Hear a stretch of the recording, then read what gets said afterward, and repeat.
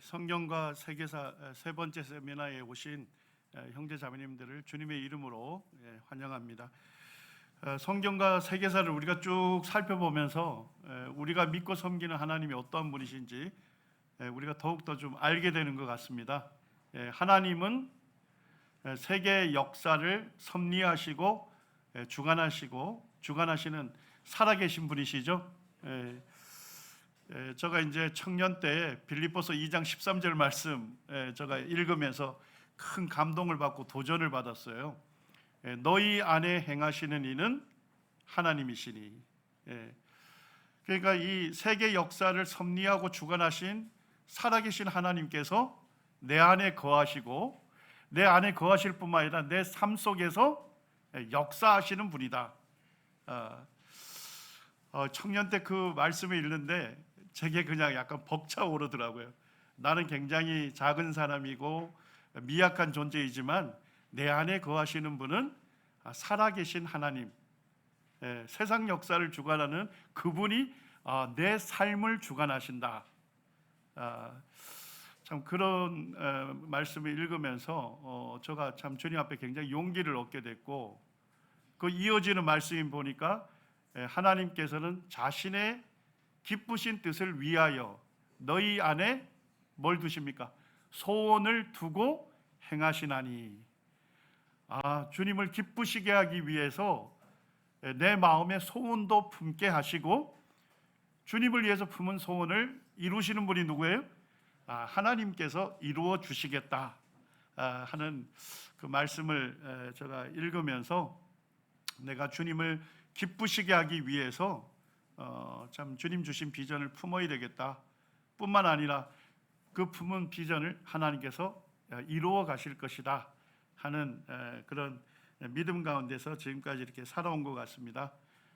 주님 말씀을 배우고 가르치는 데 열정을 가지신 우리 교사된 형제 자매님들을 하나님께서 축복해 주시기를 원하고, 우리 형제 자매님들을 사용하셔서 다음 세대를 하나님 말씀 위에 견고하게 세우시는데 이렇게 사용하여 주시기를 원하는 마음이 있습니다. 혹시 이 비문 이름이 뭔지 아시죠?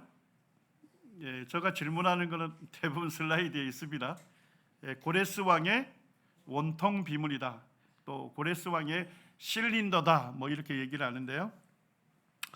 제가 이제 청년 때 이 고레스 왕의 원통 비문을 처음 보면서 굉장히 흥분이 되었어요. 에스라 1장에 나와 있는 그 바사왕 원년, 바사왕 고레스 원년에 내렸던 그 조서가 이 성경에 기록되어 있을 뿐만 아니라 어디에 기록되어 있습니까? 이 역사적인 유물에 기록이 되어 있는 거예요. 그래서 이 비문의 주된 내용이 뭐냐? 포로를 귀환시키고 성전을 재건하라고 하는 고레스 왕의 그 조서가 거기에도 새겨져 있던 겁니다. 그래서 제가 이 비문을 보면서 성경의 기록이 실제 역사 가운데서 증명이 가능한 거구나 하는 생각을 했고요. 좀 더 성경을 배우면서 이 놀라운 일이 이사야서에는 예언돼 있었다는 겁니다. 고레스가 태어나기도 전에 하나님께서 선지자 이사야를 통해서 하나님께서 고레스를 하나님의 목자로 택하시고 하나님 기뻐하시는 일을 성취케 하겠다라고 예언하고 있어요. 그런데 그 하나님 기뻐하시는 일이 뭡니까? 예루살렘 성을 중건하고 하나님의 성전에 기초를 놓는 거예요. 그걸 고레스를 통해서 이루시겠다 했는데 이 원통 비문이 실제 그 예언이 역사 속에서 성취됐다 하는 것을 증명해 주는 거예요. 그래서 참 놀라움을 가졌고, 저번에 이제 형제님들과 함께 대형박물관에 가서는 제가 이 비문을 직접 봤거든요. 보면서 또 더 놀랐어요. 왜 놀란지 아세요? 길이가 22cm밖에 안 되는 매우 작은 비문이었다. 그래서 제가 자세히 가야만 거기에 아카드어로 거기에 아주 자세하게 글자가 새겨져 있는데, 더 놀랐던 것은 뭐냐면 너무나도 뾰족하게 그 글자가 새겨져 있어요. 지금 이제 이게 전부 해독이 돼가지고 실제로 성경에 기록된 말씀대로 실제 역사 가운데서 고레스 왕의 조소가 있었다 하는 것을 증명해 주고 있습니다. 어쨌든 우리가 성경에 기록된 말씀들은 세계사 중심에서 일어난 사건이기 때문에 세계사에서 확인할 수 있고 검증할 수 있는 사건들이다 하는 것을 알 수가 있습니다. 오늘 할 내용을 보시면 페르시아 시대를 다루게 됩니다. 바벨론을 정복하고 페르시아 대제국이 건설이 되죠. 자, 그때가 연대가 언제일까요? BC 539년입니다. 그래서 페르시아의 고레스 왕이 바벨론을 정복했을 때 그때부터를 세계사에서는 페르시아 제국의 개막으로 봅니다. 그래서 BC 539년이 되고요. 그리고 페르시아는 어느 제국에 의해서 멸망당하죠? 헬라 제국, 그리스 제국의 알렉산더에 의해서 정복당하죠. 그때를 BC 331년으로 봅니다. 세 번의 전투가 있었는데 가장 세 번째 있는 가우가멜라 전투에서 승리하면서 페르시아 대제국이 문을 닫고 그리스 제국이 이제 개막하는 것으로 역사에서는 봅니다. 그래서 페르시아 시대다 이러면 BC 539년에서 331년까지를 다루겠습니다. 그리고 이제 이스라엘 백성과 관련해서는 우리가 포로 귀양기다 이렇게 얘기합니다. 바벨론의 포로로 끌려갔던 유대인들을 이제 유대로 귀환시키는 일을 하나님께서 누구를 사용하셨어요? 이 페르시아 제국의 왕들을 사용하셨어요. 고레스 왕, 그 다음에 아닥사스다 왕을 사용하셔서 이제 포로로 갔던 분들을 세 차례 귀환을 시킵니다. 첫 번째 귀환하면서 무엇을 중건하죠? 성전을 중건하고요. 두 번째 귀환하면서요, 성전 지어졌으니까 이제 제사를 회복하게 되죠. 종교 계획을 단행합니다. 그 다음에 마지막 세 번째 귀환하면서요, 성벽을 재건하는 그와 같은 일을 하게 됩니다. 자, 그 다음에 이제 두 번째로 볼 게 신구약 중간사입니다. 자, 알렉산더는 구약 성경에 등장합니까? 신약 성경에 등장합니까? 일단은 신구약에 알렉산더라는 이름은 등장하지 않습니다.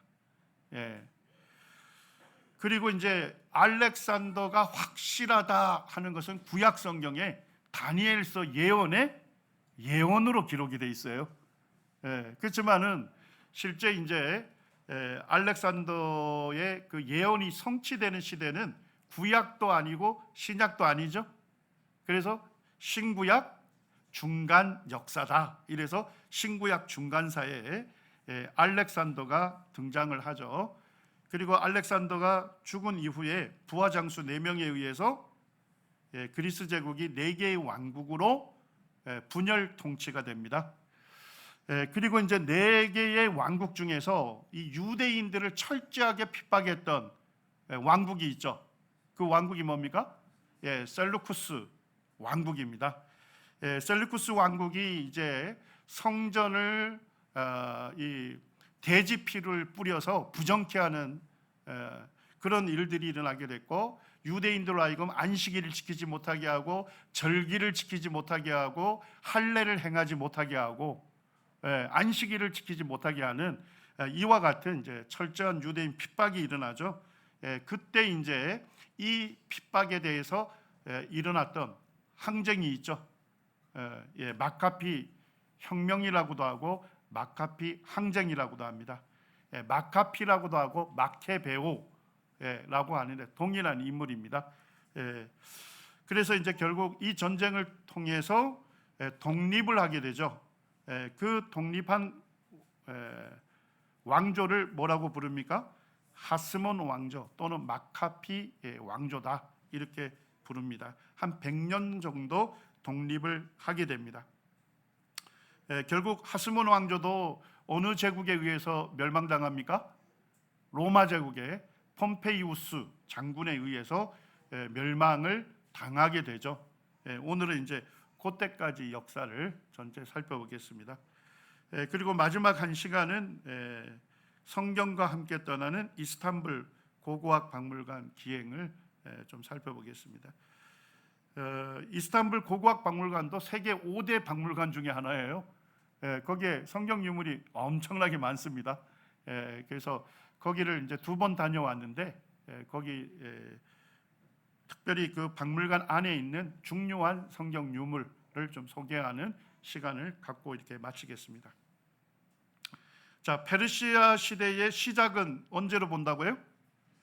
BC 539년 페르시아 제국의 고레스 왕이 바벨론을 정복했을 때부터를 시작을 합니다.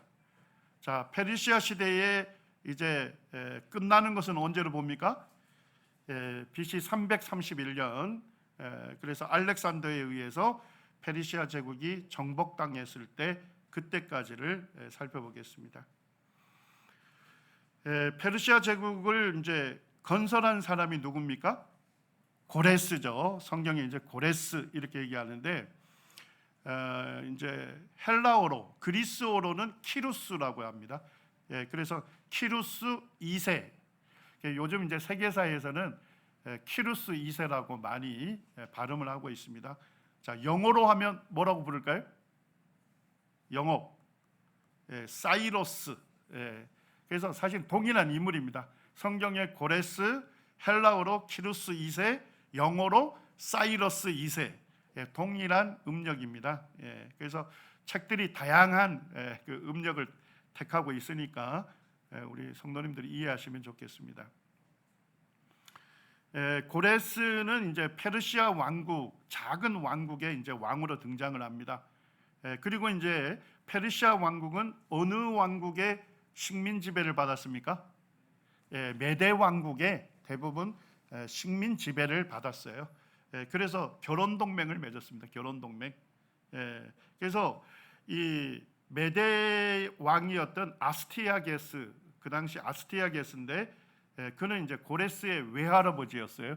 그러니까 고레스의 어머니의 아버지가 되는 거죠. 이렇게 결혼 동맹을 맺어서 이 약소국인 페르시아 왕국을 자기들이 원하는 대로 주물렀던 거예요. 자, 그런데 이제 고레스가 등장하면서 이게 역전이 되는 거예요. 고레스가 등장하면서 메데에 대해서 뭐가 일어납니까? 고레스가 반란을 몇 번 일으켜요. 실제 그때는 바벨론 제국이 굉장히 약화돼 가고 있었거든요. 사실 바벨론 제국이 메데 왕국에 의해서 정복당할 수도 있을 그런 시기였는데 고레스가 반란을 일으키면서 사실 이제 바벨론의 숨통을 좀 틔워줬던 시기입니다. 자, 그러다가 BC 550년에 고레스가 어디를 정복합니까? 외할아버지의 나라인 메데를 정복합니다. 그리고 메데 페르시아 연합국을 형성합니다. 그래서 우리 성경에 보니까 메데 바사 이런 말이 등장하죠.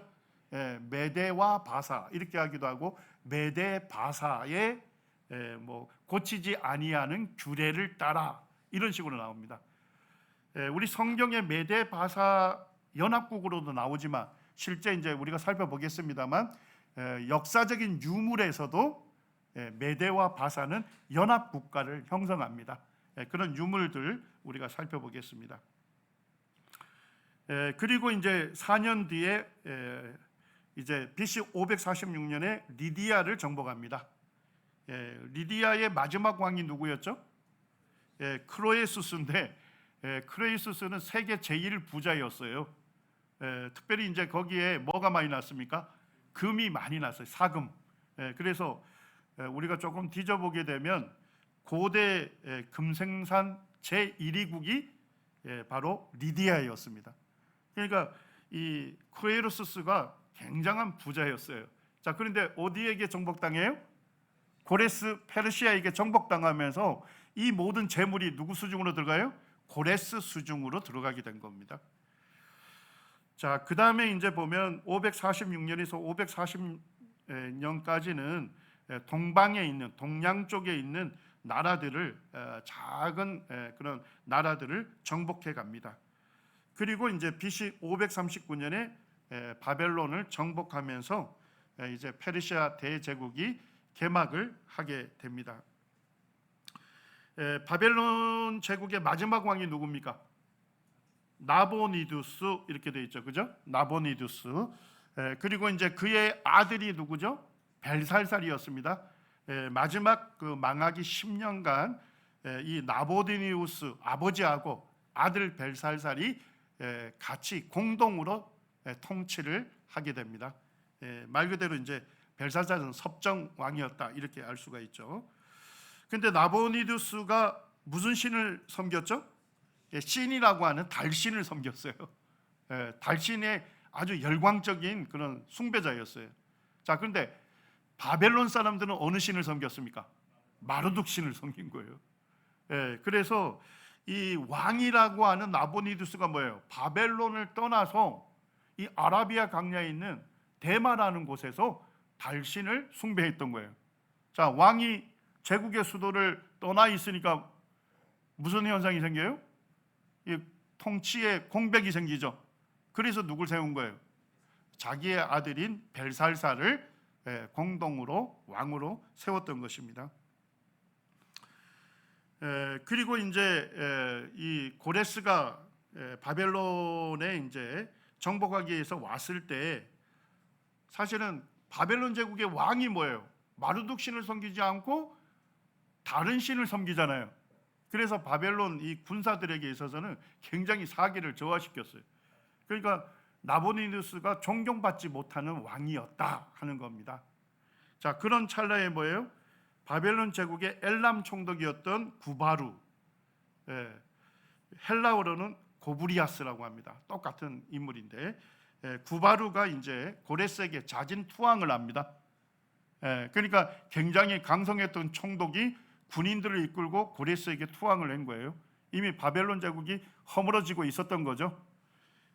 그리고 이제 유프라테스 강의 줄기를 전환시키면서 이제 강이 점점 줄어들자 운하를 통해서 바벨론 성을 진입해서 점령을 하는 그와 같은 역사가 기록이 되어 있습니다. 하여튼 이제 좀 더 우리가 자세하게 보겠습니다만 BC 539년에 고레스에 의해서 바벨론 제국이 망했다 하는 것을 정리해 두시면 되겠습니다. 자, 여기 지도를 한번 보시죠. BC 600년에서 500년 그때의 근동의 이제 정치판을 보여주고 있는 겁니다. 자, 초반에는 몇 개 제국이 굉장히 몇 개의 나라가 큰 영역을 보이고 있죠? 4개입니다. 바벨론 제국이 가장 강성했었죠. 그리고 리디아 왕국이 보이고 메데 왕국도 노란색으로 지금 칠해져 있는데 굉장히 거대한 왕국이죠. 그리고 이집트 왕국이 있었습니다. 4개의 왕국이 초접전을 펼치고 있었어요.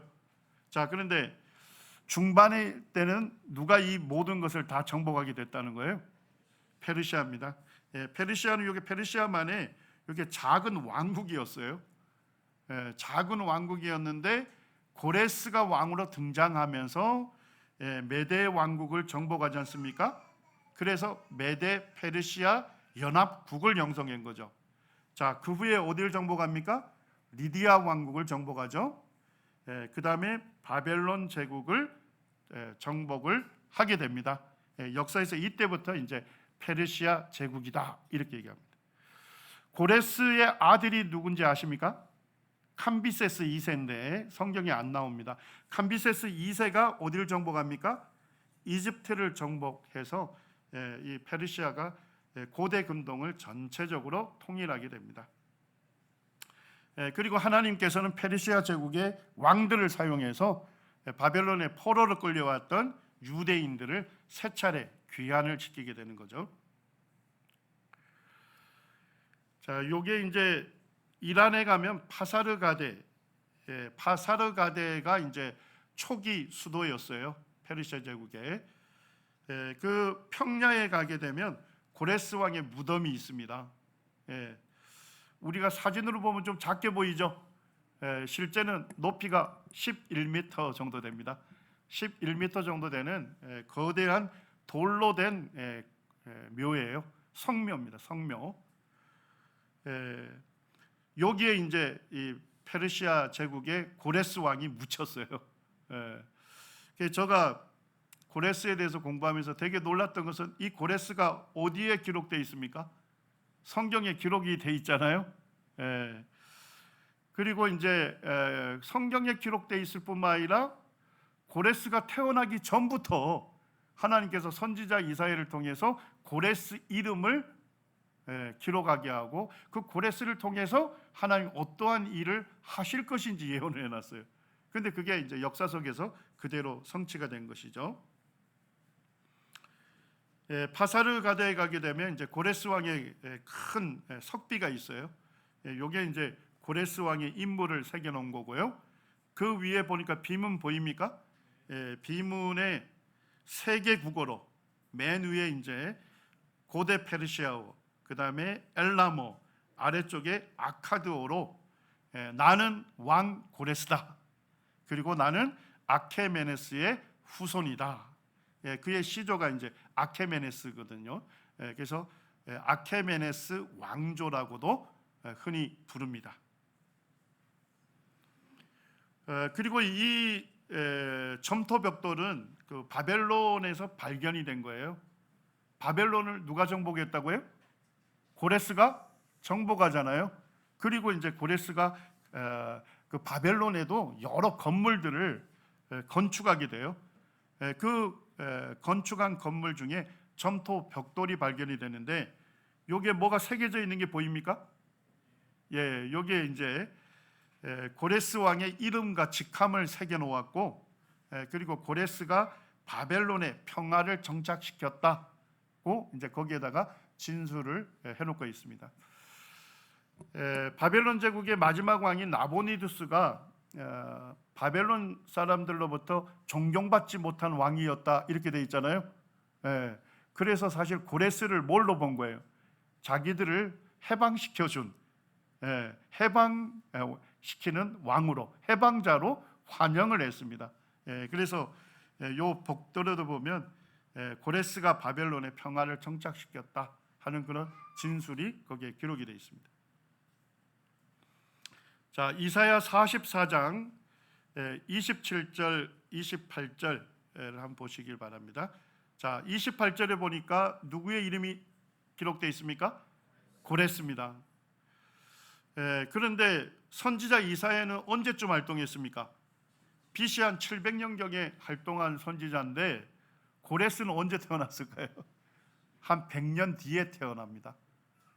그러니까 고레스가 역사적으로 존재하지도 않는데 하나님께서 고레스라는 이름을 기록하게 한 거예요. 그리고 고레스에 대해는 이르기를 그는 나의 목자다. 누구의 목자라고요? 여호와 하나님의 목자다 이런 얘기입니다. 그 여호와 하나님께서 택하신 인물이다 이런 뜻이죠. 그리고 고레스는 나의 모든 기쁨을 성취할 것이다. 그러니까 하나님께서 기뻐하시는 일을 고레스를 통해서 하나님께서 성취시키시겠다 이렇게 예언하신 겁니다. 자, 첫 번째 어떤 일을 하게 하시겠대요? 예루살렘에 대하는 이르기를 중건되리라. 고레스를 통해서 예루살렘을 중건시키겠다는 것이죠. 자, 두 번째는 뭡니까? 성전입니다. 성전에 대하는 이르기를 내 기초가 세움이 되리라 하는 자니라. 우리 한번 잘 보시면 내 기초는 어디 무슨 기초를 얘기해요? 성전의 기초를 얘기하는 거예요. 성전의 기초가 세움이 되리라. 성전의 기초가 세워질 것이다 라고 말하는 자니라 이런 얘기입니다. 구체적으로 이해가 되십니까? 하나님께서 고레스를 통해서 성전의 기초가 세워질 것이다, 고레스를 통해서 말하게 할 것이라는 겁니다. 고레스를 통해서 이런 조서를 내리게 하겠다 이렇게 말씀한 겁니다. 근데 이 예언을 조금 살펴보면 참 이상하기도 하고 놀라운 것이 뭡니까? 이 예언할 당시에 성전 파괴되었나요? 성전은 BC 586년에 파괴가 되잖아요. 그러니까 성전과 예루살렘 성이 파괴도 되지 않고 건재하게 있는데 뭘 전제로 얘기하시는 거예요? 그렇습니다. 성과 성전이 파괴될 것을 전제로 고레스라는 인물이 등장해서 이 성과 성전의 기초를 세울 것이다. 이렇게 예언하고 있는 것입니다. 그리고 27절에 보니까 고레스와 관련해서 예언할 때 하나님께서 무엇을 말씀하십니까? 기품에 대하여는 이르기를 마르라, 내 강물을 마르게 할 것이다. 이렇게 예언하고 있습니다. 아마도 고레스와 관련해서 내 강물을 마르게 할 것이다. 이와 같은 관련된 예언을 하십니다. 자, 45장으로 가도 계속 고레스에 대해서 예언을 하죠. 자, 45장 1절에 보니까 여호와께서 그의 기름 부음을 받은 고레스. 자, 하나님께서 고레스에게 뭘 부으셨대요? 기름을 부으셨다. 이 얘기는 뭐예요? 고레스를 하나님께서 택하신 인물이다, 이런 얘기죠. 그리고 내가 그의 오른손을 붙들고, 자, 오른손은 뭐의 상징이에요? 힘의 상징이잖아요. 하나님께서 고레스의 오른손을 붙든다는 건 뭐예요? 고레스를 강하게 하겠다 하는 겁니다. 그리고 고레스 앞에 열국을 항복하게 하며, 자, 열국은 뭐예요? 여러 나라. 고레스 앞에 여러 나라를 항복하게 하고 내가 왕들의 허리를 풀어. 자, 왕들의 허리를 푼다는 건 뭐예요? 무장해제를 시키겠다. 그리고 고레스 앞에 문들을 열게 하고 성문들이 닫히지 못하게 하리라, 이렇게 되어 있습니다. 자, 어쨌든 한마디로 하나님께서 고레스로 하여금 무엇을 건설하게 하겠대요? 여러 나라를 정복하는 대제국을 건설하게 하시겠다 예언하십니다. 자, 3절에는 고레스에게 무엇을 주시겠대요? 보화와 숨은 재물을 주어서 그를 부요하게 하겠다, 이렇게 얘기하십니다. 자, 5절에 보니까 하나님께서 이렇게 말씀하시네요. 너는 나를 알지 못하였을지라도 나는 내 띠를 동일 것이요. 자, 너는 누구예요? 고레스. 그러니까 고레스가 누구를 알지 못한대요? 결국은 고레스는 이방 제국의 왕이 될 것이다, 이 얘기죠. 그래서 고레스가 이방 제국의 왕으로서 여호와 하나님을 몰랐어요. 그런데도 하나님은 고레스의 허리띠를 뭐 하겠다? 동이게 하겠다. 이게 뭐예요? 정복 전쟁에 나서게 하겠다는 것이죠. 자, 13절에 고레스를 통해서 하나님께서 무엇을 예언하십니까? 사로잡힌 내 백성 이스라엘을 값이나 갚음이 없이 놓으리라. 이스라엘 백성들을 포로된 이스라엘 백성들을 자유케 해주겠다 하는 예언을 하신 겁니다. 자, 고레스 왕에 대한 예언을 마치면서 누구의 이름으로 이 예언을 성취하시겠대요? 만군의 여호와의 말이니라 하셨느니라. 우리 성도님들이 구약 성경을 보면 일정한 패턴이 나와요. 하나님께서 예언하시고 예언 말미에는 누구의 이름으로 거론하시죠? 하나님의 이름으로 맹세하셔요. 이 예언을 하나님께서 성취하시겠다고 맹세를 하셔요. 그리고 실제 역사 속에서 그것이 성취가 되는 것입니다. 자, 이 예언에 대해서 이해가 되십니까? 고레스로 대제국을 이루게 할 것이다. 예루살렘을 중건하라 할 것이다. 성전의 기초를 세우라 할 것이다. 대가 없이 포로를 석방할 것이다. 보화와 재물을 줄 것이다. 강물을 마르게 할 것이다. 자, 구체적으로 몇 가지를 예언하셨어요? 6가지를 예언하셨습니다. 자, 이 예언이 성취된 여부는 무엇을 통해서 확인 가능할까요? 역사를 통해서 확인이 가능할 것입니다. 자, 이 예언이 있은 이후에 BC 586년에 바벨론 제국의 느부갓네살 왕이 예루살렘 성과 성전을 완전히 불태워 버리죠. 자, 그리고 거기에 있는 유대 백성들을 어디로 끌고 갑니까? 바벨론의 포로로 끌고 갑니다. 자, 그때부터 바벨론 제국 사람들이 유대 백성들을 뭐라고 불렀다고요? 유대인이다, 이렇게 불러서 그때부터 이제 세계 역사에서 유대인이라고 하는 호칭을 사용하게 됩니다. 자, 여기에 있는 역사를 조금 자세하게 좀 보겠습니다. 자, 페르시아 만족에 페르시아 왕국이 아주 작게 있었죠. 자, BC 559년에 누가 왕이 됩니까? 고레스가 페르시아 왕국의 왕이 돼요. 자, 그리고 요게 보니까 메대 왕국이 어마한 거대한 왕국을 이루고 있죠. 그래서 식민 지배를 받았었는데 고레스가 왕이 되면서 이게 역전이 되는 겁니다. 그래서 BC 550년에 메대를 정복하게 되죠. 외할아버지의 나라 메대 왕국을 정복하고, 그리고 메대 페르시아, 메대 바사 연합국을 형성합니다. 자, 그 다음에 4년 뒤에 어디를 정복합니까? 리디아 왕국을 정복하죠.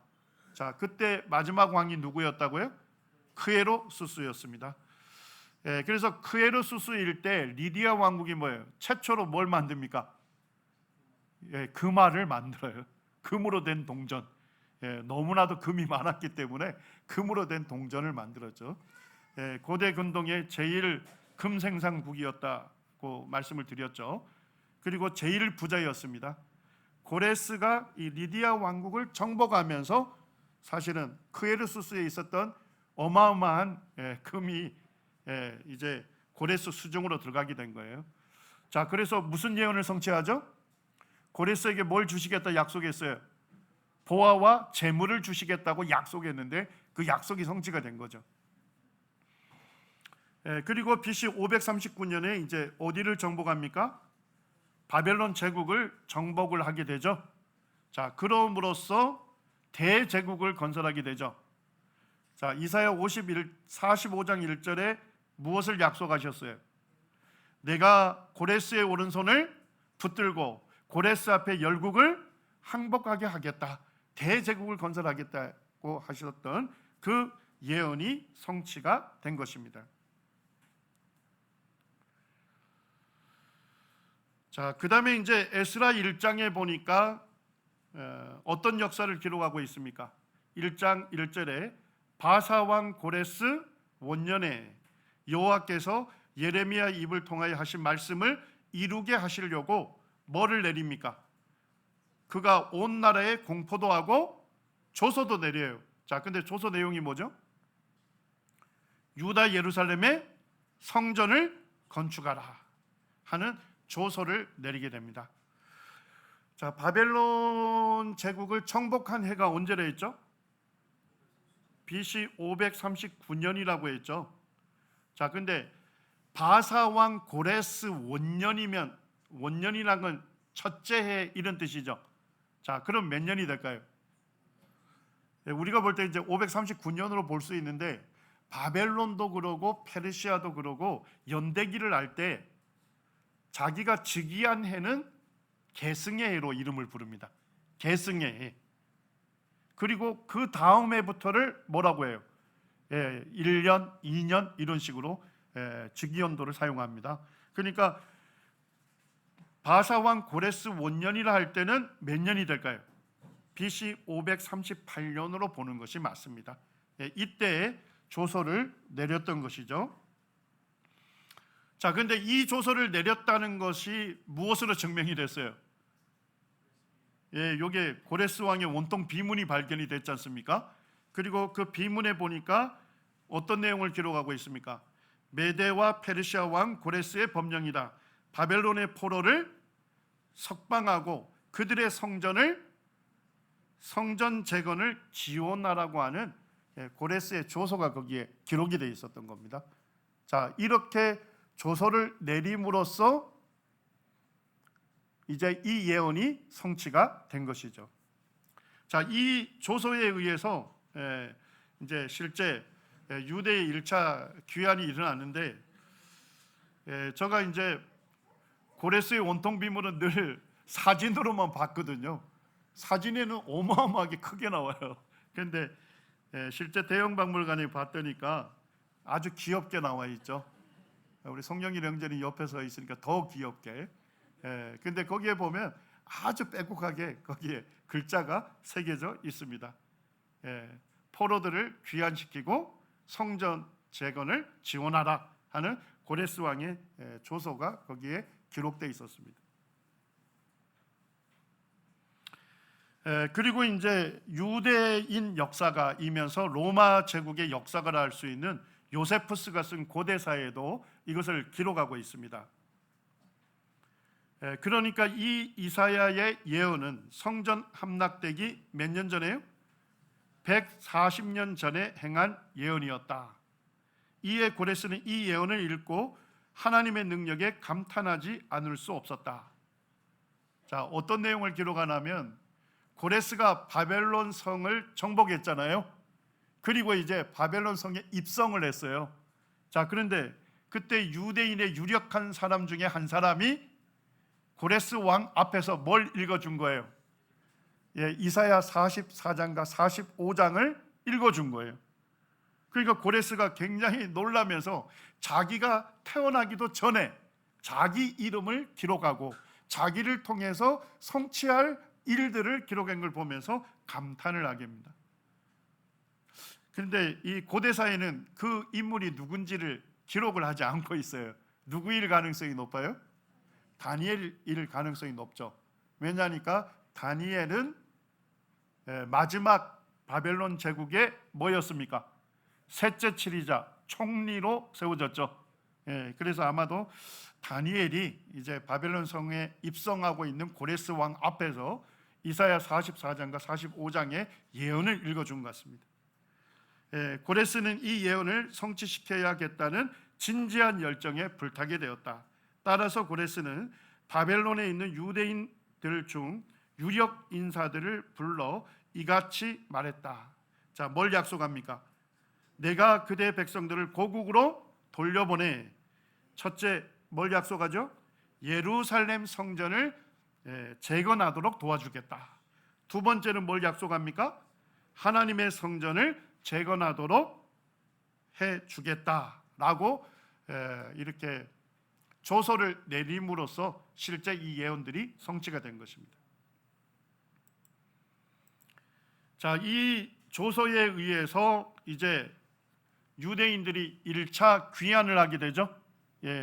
세스발살의 주도하에 유대인들이 1차 귀환을 하게 됩니다.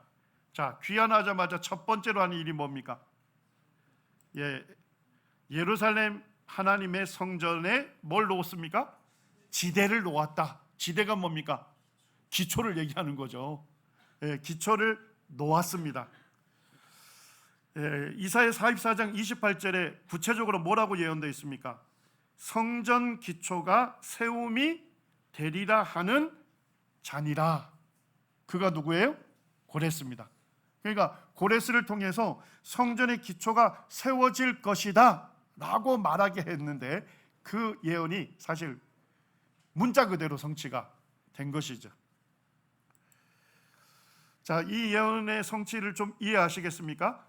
BC 700년경에 선지자 이사야를 통해서 고레스에 대해서 6가지를 예언했죠. 그리고 이제 고레스는 100년 뒤쯤에 출생을 했고요. 그리고 BC 586년에 예루살렘 성전이 파괴가 됐습니다. 그런데 BC 538년에 고레스 왕이 조서를 내려서 이제 귀환이 일어났고 오자마자 첫 번째 뭘 했다고요? 성전에 기초를 놓게 된 것입니다. 6가지 예언 중에 이제 마지막 한 가지가 아직 이제 제가 다루지 않았는데 고레스를 다루면서 내 강물이 뭐 할 것을 예언합니까? 마를 것이다 이렇게 예언되어 있습니다.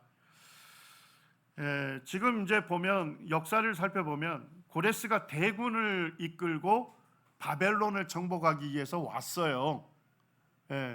그런데 우리가 다니엘서 5장을 보면 좀 이해가 안 되죠. 고레스가 굉장히 강성한 왕이었고 대군을 이끌고 왔는데도 불구하고 바벨론 성 안에 벨사살이 뭘 하죠? 장군들과 고위 관료들을 모아서 잔치를 하잖아요. 술 파티를 엽니다. 이게 이해가 안 되는 거예요. 지금 전쟁에 지금 나서도 지금 될까 말까인데 어떻게 대제국의 그 강성한 군대가 왔는데도 성 안에서 태연하게 술 파티를 열 수 있을까?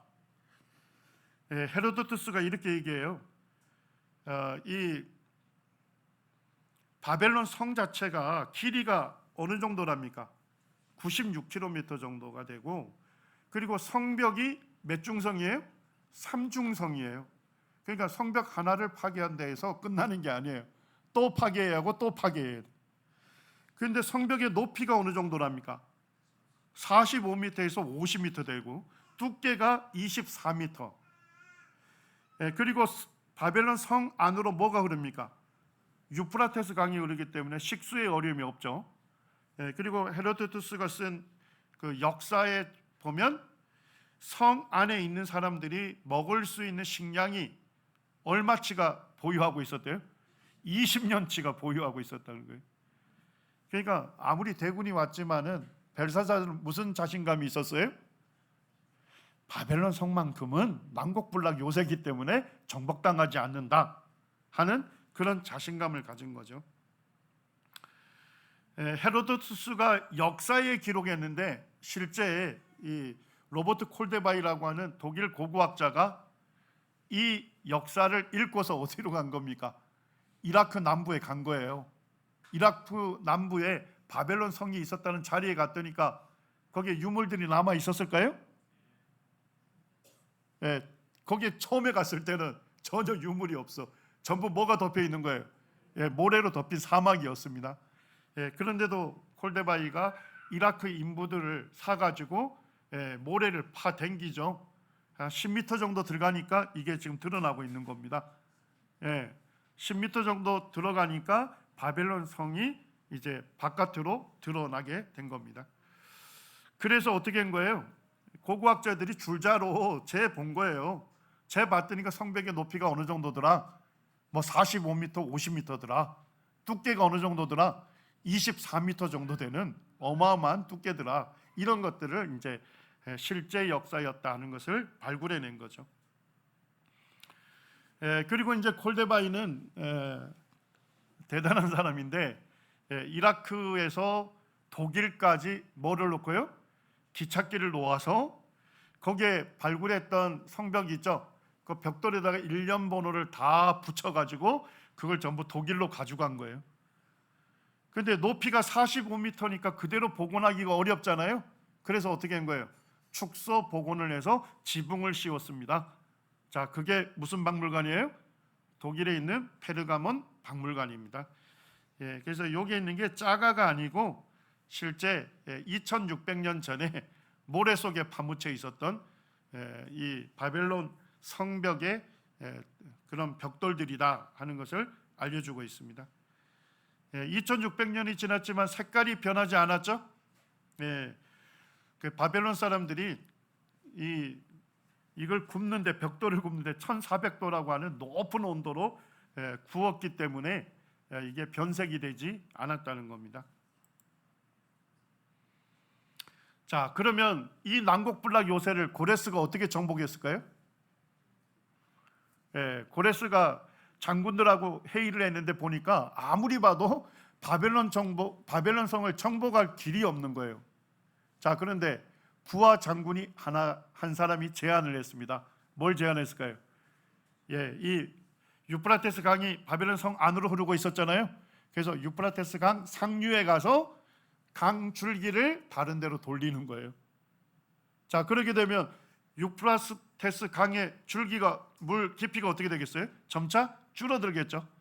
그때 바벨론 성의 수문에다가 고레스 군대를 배치해 놓고 물이 줄자 그 안으로 진입을 해서 정복을 하게 된 것입니다. 이사야 44장에 구체적으로 예언되어 있죠. 27절 기품에 대하여 이르기를 마르라 내 강물을 마르게 할 것이다 라고 예언되어 있는데 그게 구체적으로 이루어진 겁니다. 헤로도투스가 쓴 그 페르시아 전쟁사에 읽어보니까 이렇게 기록되어 있습니다. 바벨론을 점령하기 위해 고레스는 10월 12일 도시를 간통해 흐르고 있는 유프라테스 강물을 우회시킴으로써 강 지류가 말라 버렸다. 페르시아 군대가 바벨론에 쉽게 접근할 수 있는 침입로가 생겨났다. 고레스는 10월 29일 이 도시에 입성하였다. 그래서 실제 이 예언이 문자 그대로 성취됐다 하는 것을 우리에게 알려주고 있습니다.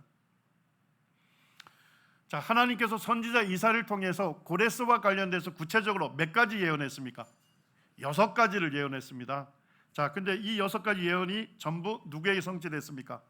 고레스에게 성취가 된 것입니다. 우리 이사야 45장 5절 같이 한번 읽으시죠. 시작. 나는 여호와라, 나 외에 다른 이가 없나니 나밖에 신이 없느니라. 하나님은 만왕의 왕이시죠. 그러니까 이 땅에 있는 모든 왕들을 다스리시는 왕이십니다. 그러니까 이 고레스와 같은 대제국의 왕도 하나님께서 세우시고 하나님께서 폐하기도 하시는 겁니다. 그를 사용해서 하나님의 일을 성취해 가시는 분이 우리가 믿고 섬기는 하나님이십니다. 근데 그 하나님께서 누구의 삶 속에서도 역사하십니까? 우리 성도님들과 제 삶 속에서도 역사하시는 분이시다 하는 걸 생각할 때 참 마음에 감동이 있습니다. 베드로후서 1장 20절과 21절에 성경의 모든 예언은 누가 말한 것이래요? 하나님께서 말씀하신 것을 받아서 기록한 것이다, 이렇게 말씀하고 있습니다. 자, 여기에 보시면 이제 메데 페르시아 제국의 왕들을 전부 여기에 이름을 기록해 놨습니다. 자, 성경에 등장하는 왕들이 누굴까요? 여기에 붉은색으로 표시된 것이 성경에 이름이 등장하죠. 자, 고레스가 등장하죠. 자, 그 다음에 여기 보니까 다리우스 1세 이렇게 역사에서 얘기하는데 성경에서 뭐라고 하죠? 다리오 왕이라고 하죠. 동일한 인물입니다. 자, 그 다음에 이제 세계사에서는 크세르크세스 1세, 요거는 이제 페르시아를 음력한 거거든요. 특별히 이제 그리스 사람들이 이렇게 발음해요. 자, 히브리어로는 어떻게 발음할까요? 아하수에로입니다. 그래서 동일한 인물입니다. 그 다음에 이제 아닥사스다가 등장하죠. 세계사에서는 아닥사스다 1세라고 부릅니다. 자, 그리고 이제 나머지 왕들은 등장을 하지 않습니다. 자, 근데 페르시아 제국의 마지막 왕이 누구죠? 다리우스 3세입니다. 자, 다리우스 3세 성경에 이름이 등장할까요? 제가 좀 새로운 색깔로 표기는 했죠. 이름은 등장하지 않지만 다니엘서에 뭐로 등장합니까? 예언으로 등장합니다. 헬라 제국의 왕인 알렉산더에 의해서 이제 알렉산더가 순염소로 등장해서 다리우스 3세를 치받고 발로 완전히 짓밟아 뭉개는 그것이 예언되어 있는데 다리우스 3세에 대한 예언으로 볼 수가 있습니다. 굵직하게 먼저 보시면 이 고레스를 이제 세계사에서는 대왕이다 하는 호칭을 합니다. 대제국을 이뤘기 때문에 대왕이라고 이름을 부릅니다. 그리고 BC 538년에 고레스가 조서를 내렸죠. 포로들을 귀환시키고 성전들을 재건하라 하는 조서를 내려서 그 조서에 의해서 유대인들이 1차 귀환을 하게 되죠. 자, 이때 주도했던 인물이 누구예요? 성경은 세스바살이라고도 하고 수룹바벨이라고도 합니다. 그래서 1차 주도에서 오게 됐고 성전의 기초를 놓게 됩니다. 캄비세스 2세가 그의 아들인데 성경에 등장하지 않습니다만 어디를 정복하게 되죠? 이집트를 정복하게 됩니다. 그리고 이제 세 번째 잠시 슈도 스메르디스라는 인물이 나옵니다. 슈도 스메르디스. 슈도 하면 뭘 얘기할까요? 거짓 또는 가짜 이런 뜻입니다.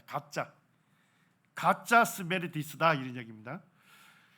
역사에 읽어보면 캄비세스 2세가 이집트 정복을 하러 가면서 자기 육신의 형제인 스메르디스를 염려했어요. 자기가 이집트 정복을 가면 자기 형제인 스메르디스가 뭐 할까 봐요? 왕권을 찬탈할까 봐, 빼앗을까 봐 염려를 해서 역사에서 보게 되면 이 캄비세스가 자기 형제인 스메르디스를 죽이고 갑니다. 암살, 몰래 죽이고 이집트 정복을 나갔어요. 근데 이집트 정복을 했을 때 무슨 소문이 들려요? 이 스메리디스가 자기가 죽인 그 형제가 이제 왕으로 등장했다 하는 이야기를 듣습니다. 사실은 뭐예요? 가우마타라는 인물이 누굴 사칭한 거예요? 스메리디스, 이 바로 캄비세스의 육신의 형제를 사칭하고 자기가 왕의 자리에 올랐던 거예요. 그리고 많은 나라들이 뭐예요?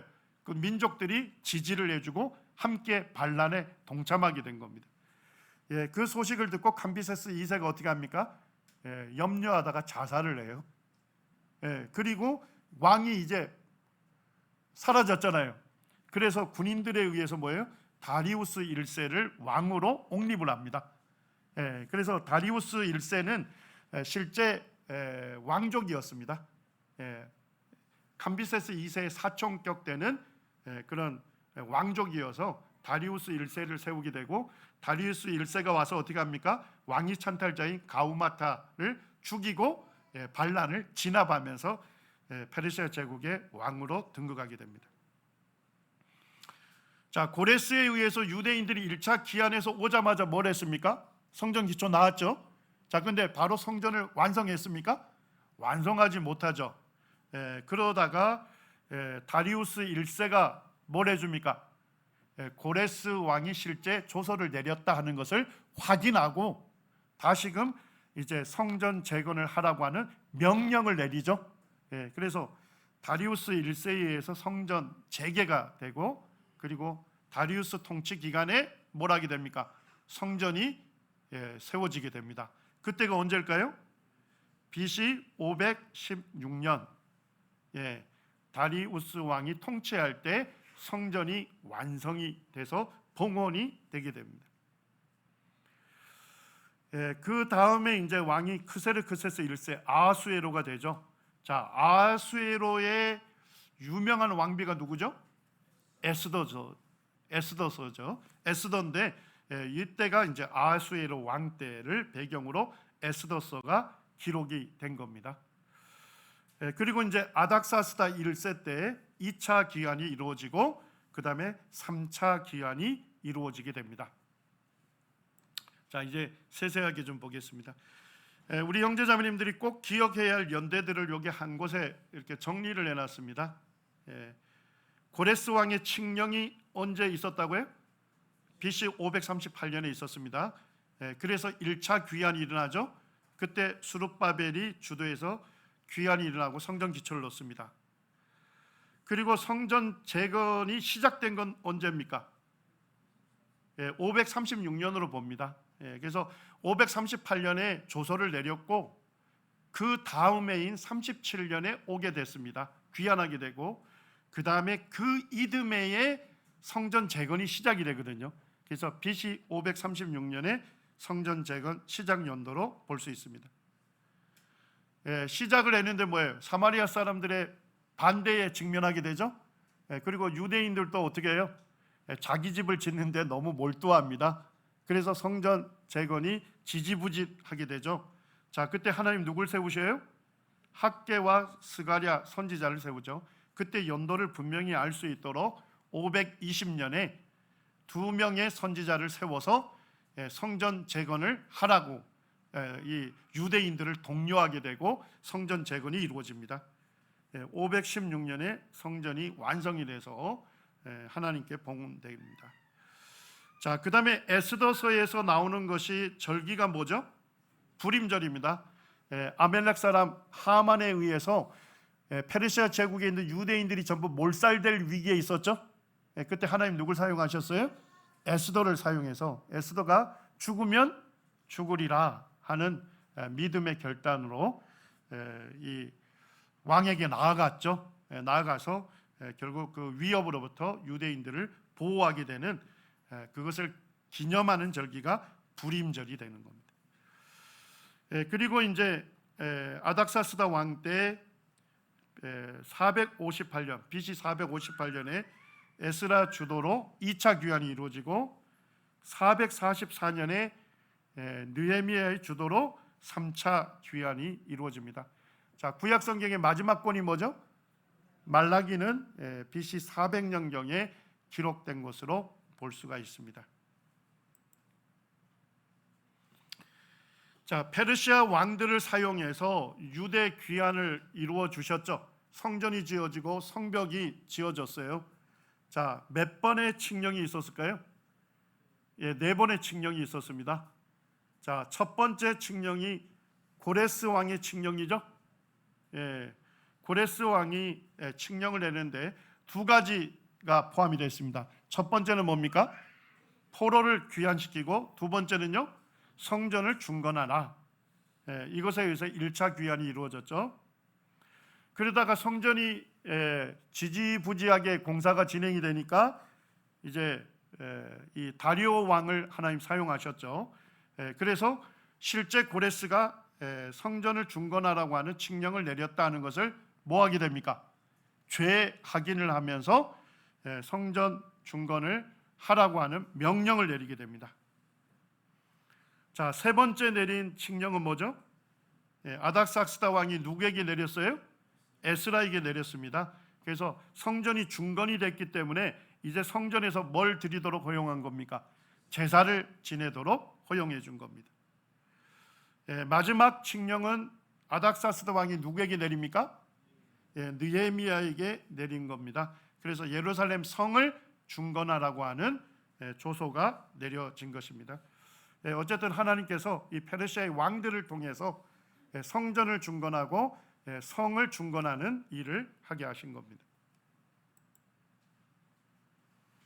자, 3차 귀환하는 것을 다시 지도로 제가 재정리했는데 우리 성도님들이 다시 한번 살펴보시면 되겠습니다. 자, 유대인 1차 귀환을 한 것을 보면 주도했던 인물을 성경은 첫째 누구라고 밝히죠? 세스바살이라고도 밝히고, 또 누구라고도 밝혀요? 스룹바벨이라고도 밝힙니다. 이 부분에 대해서 이제 크게 두 가지 견해가 있는데, 가장 유력한 견해는 에스라 1장 8절에 왕족 세스바살이 나오죠. 우리 이제 성경에서는 왕족이라고 안 돼 있는데 영어 성경에서는 프린시스라고 분명히 얘기합니다. 그래서 세스바살이 왕족이고 그의 주도하에 1차 귀환이 일어났다, 이렇게 봅니다. 근데 성경학자들은 세스바살을 어디에서 보냐면 역대상 3장 18절에 보면 여호와긴 왕의 아들 누가 나옵니까? 세나살이 나옵니다. 그래서 세나살은 유대 이름이고 세스바살은 뭐예요? 바벨론식 이름으로 보고 있습니다. 동일한 인물이다. 그리고 이제 역대상 3장 19절에 보니까 이 세스바살의 조카로 누가 나올까요? 수룹바벨의 이름이 기록이 되어 있습니다. 그래서 이제 성경학자들은 어떻게 보냐면 1차 귀환을 할 때는 누가 주도했을까요? 세스바살 주도 하에서 유대인들이 귀환하고 성전 기초까지 놓았어요. 자, 근데 완성은 누가 했다는 겁니까? 이제 세스바살이 아마 사망한 것으로 보이고 그의 조카이고 후임인 수룹바벨이 성전을 완성한 것으로 보입니다. 자, 그래서 2차 성전을 뭐라고 부르기도 해요? 수룹바벨 성전이라고 이름을 붙이기 이유가 거기에 있습니다. 그 다음에 이제 또 하나 견해는 저거 자세하게 기록하지 않았습니다만 세스바살과 스룹바벨을 동일한 인물로 보는 성경학자들의 견해도 있다. 이 정도 이해하시면 되겠습니다. 자, 조선은 언제 내렸다 했습니까? 538년에 내렸고 귀환은 언제 한 거예요? 그 다음해인 BC 537년에 하게 된 겁니다. 그 다음에 성전의 기초는 언제 놓습니까? 이듬해 2월이라고 되어 있기 때문에 BC 536년에 성전의 기초를 놓은 것으로 보입니다. 그래서 성전의 기초를 놓았지만은 성전이 바로 중건되지는 못했죠. 사마리아인들의 반대가 있었고, 자, 반대에 직면하다 보니까 뭐예요? 유대인들이 결국 이제 성전을 지으러 왔는데 뭐부터 짓기 시작해요? 자기 집을 아름답게 꾸미고 살림살이 하는데 더 관심을 두게 되죠. 그래서 하나님께서 학개와 스가랴 선지자를 세워서 성전은 황폐화되어 있는데 너희들의 집을 아름답게 꾸미는 것이 옳지 않다라고 도전을 하게 되죠. 그래서 이제 유대인들이 그 도전을 바꿔서 성전을 재건하게 됩니다. 자, 520년에 재개가 되는데 완성이 언제 됐다 했어요? BC 516년에 완성이 됐으니까 사실 몇 년 만에 완성된 거예요. 결국 이제 실제 공사는 4년 만에 완성이 됐다 이렇게 볼 수가 있는 것이죠. 지금 이제 2시 2분입니다. 10분 휴식하시고 2시 12분에 이렇게 모이겠습니다.